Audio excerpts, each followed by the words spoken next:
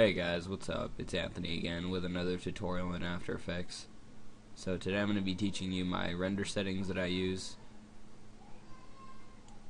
Basically it's just a color correction with sharpen, and I'll show you the render settings once we get through all that.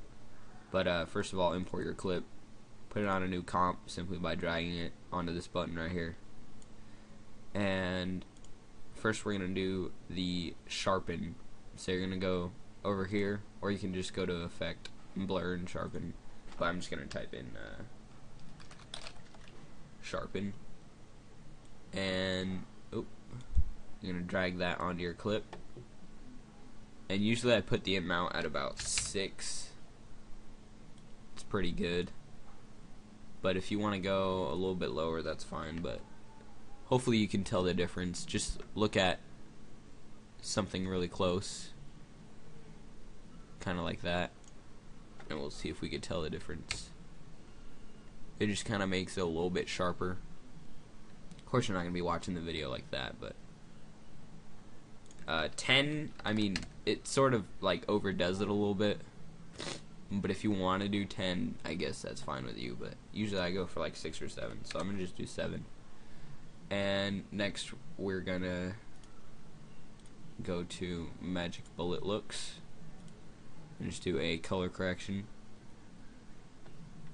A lot of people think that you can just take like a normal clip and render it out and it'll have really high quality, but you have to put the sharpen on, and you need to have like a color correction that sort of makes everything else look nicer.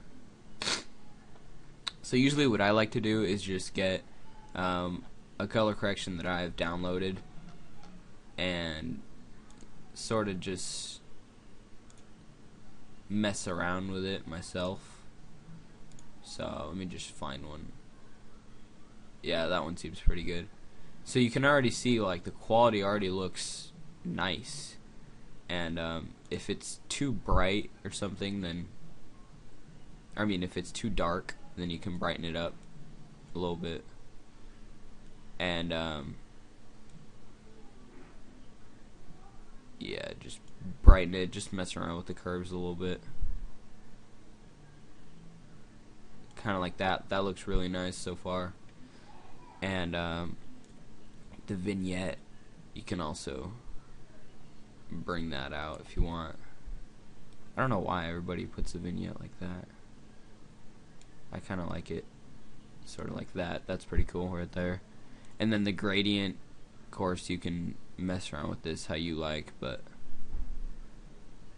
I sort of liked it how he had it already. And then diffusion, you guys know what diffusion is, I'm guessing. Let's see, if I take it off, you'll be able to see what happens. Basically it's just like a light up here, so I'm gonna go ahead and put a diffusion back on.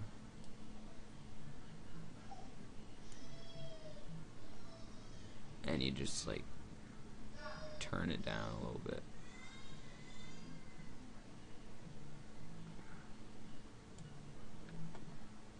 Maybe a little bit more down, right there.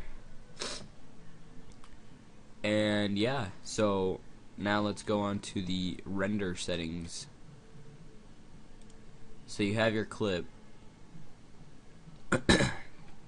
and you're gonna go to composition, add to render queue, and on best settings, you want to make sure you use 29.97 as your frame rate. I'm going to teach you guys 2 different settings really quick. So, if you're planning on going into, after this, Sony Vegas, then you're going to want to render this out differently. So if you're planning on going into Sony Vegas and then syncing it or something, then you're going to want to use 59.94.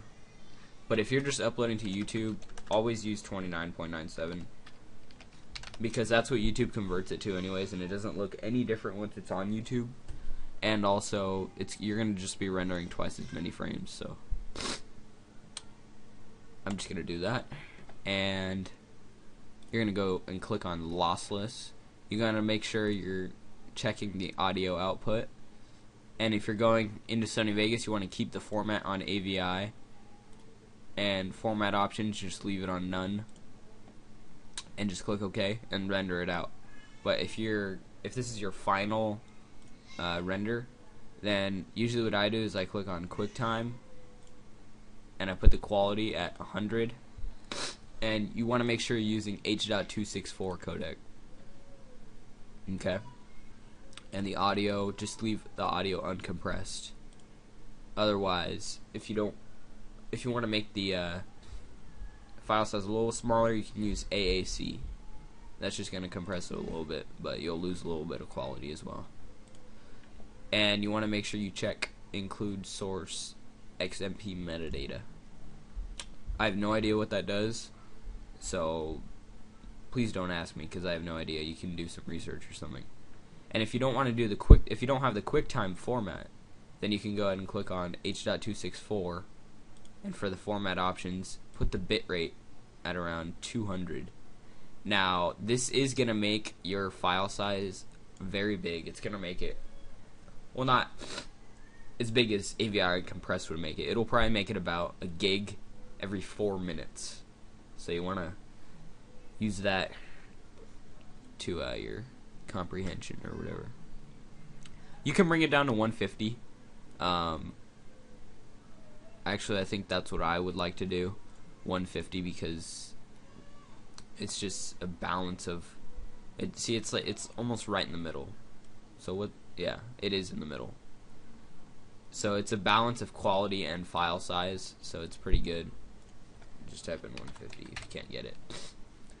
And make sure you check audio output. I already showed you that, and that's really all you have to do. Click OK and just render it out.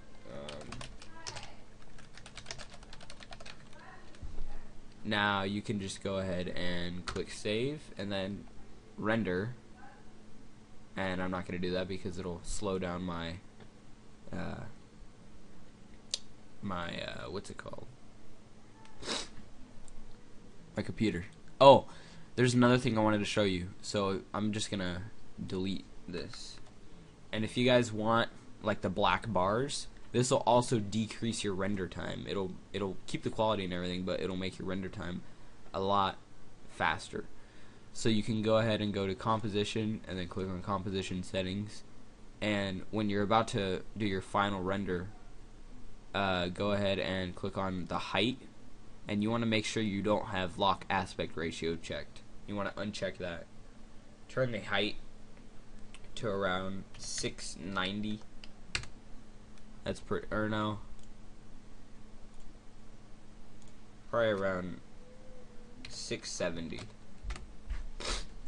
And you might see your clip, it'll zoom in a little bit. But here, let me see this. See if I can get this. Well, if you see right here, it trims it off a little bit, and in the video it'll be black bars. So also what it makes it do is it doesn't have to render as much when you have it like that. Sorry if you just heard my mom. Sorry guys, I'm back. My mom just shouted telling me that she's leaving, but it's okay. So yeah, as I was saying, it's not going to render these. It won't have to render that much of the picture, so it will decrease it a little bit. I know this has been a long tutorial, but I'm just trying to get you guys the best quality on YouTube. That's pretty much what you have to do for people to like your videos, so go ahead and use these render settings if you like them, and I'll be having more tutorials later. Thanks.